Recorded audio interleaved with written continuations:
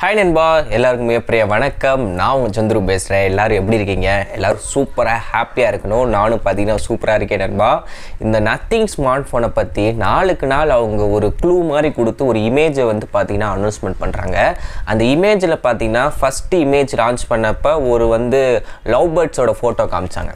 ரெண்டாவது தடவை லான்ச் பண்ணப்போ 2 லவ் பேர்ட்ஸு அப்படியே ஃபோனோட டாப் ஆங்கிளில் பார்த்தீங்கன்னா உட்காந்துருக்கு.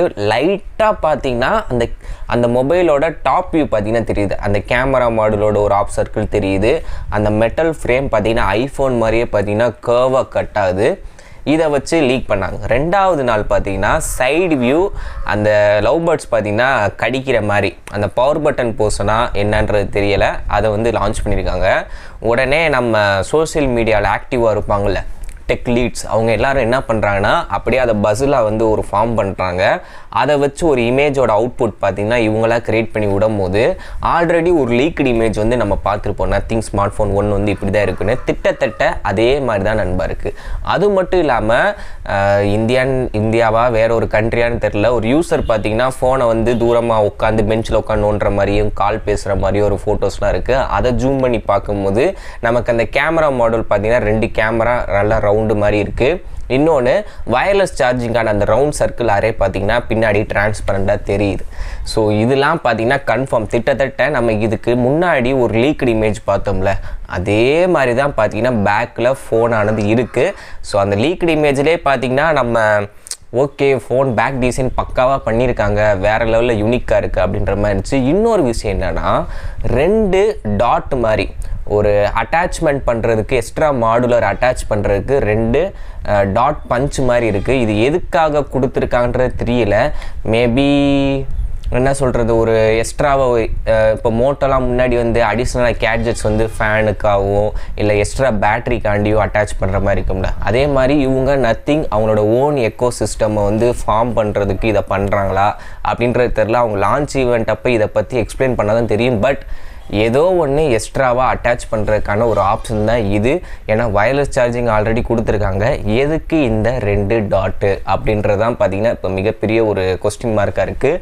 இன்னொன்று என்னென்னா இதில் அலர்ட் ஸ்லைடர் வரதுக்கு 190% வாய்ப்பு இருக்குது அப்படின்ற மாதிரி சொல்கிறாங்க. ஏன்னா OnePlus ஸ்மார்ட் ஃபோனுக்கு யூனிக்காக இருந்தது ஆப்பிள் ஐஃபோனை பார்த்து அவங்க பண்ணாங்க. இருந்தாலும் ஆண்ட்ராய்டு ஸ்மார்ட் ஃபோனில் கொஞ்சம் யூனிக்காக இருந்தது அந்த அலர்ட் ஸ்லைடர் OnePlusல கொடுத்துட்டே இருந்தாங்க. இப்போ உங்களுக்கே தெரியும் அந்த 10R அதிலலாம் பார்த்திங்கன்னா அதை தவிர்த்துட்டு வராங்க. இப்போ நத்திங் அதை கொண்டு வந்தாங்கன்னா உண்மையிலேயே OnePlus ஃபேன்ஸ்லாம் அப்படியே ஓடி போய் க்யூவில் நத்திங் பிராண்டுக்கிட்ட போய் நின்றுவாங்க. வந்தால் உண்மையிலே அருமையாக நண்பராக இருக்கும். இப்போ என்னென்னா இன்றைக்கி வந்து ஒரு இமேஜ் லீக் பண்ணுறதா சொல்லியிருக்காங்க. எனக்கு தெரிஞ்ச அது பாட்டம் வியூவாக தான் இருக்கணும். எப்படியும் டைப் சி இருக்க போது, டூயல் ஸ்பீக்கர் இருக்க போது. பட் எப்படி இருக்க போகுது அப்படின்றத பார்த்தீங்கன்னா சின்னதாக க்ளூ மாதிரி கொடுக்க போகிறாங்க. அதே மாதிரி ஃப்ரண்ட்டில் பஞ்ச் ஹோல் சென்டராக வருதா இல்லை லெஃப்ட் சைடு வருதா அப்படின்றதும் பார்த்தீங்கன்னா நமக்கு இன்னும் கன்ஃபார்மாக தெரிய வரணும்.